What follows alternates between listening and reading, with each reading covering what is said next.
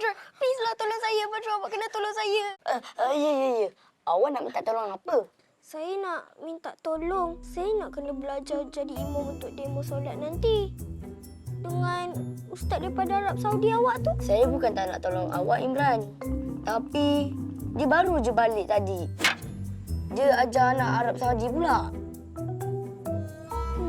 Habislah harapan terakhir saya. Tenang Imran, tenang.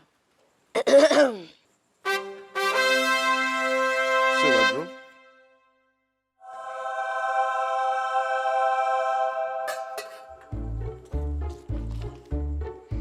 Dekat Tanda X ni ialah Masjid Kampung Bahtera. Dekat situ ada imam yang paling hebat. Lebih hebat daripada ustaz daripada Arab Saudi tu.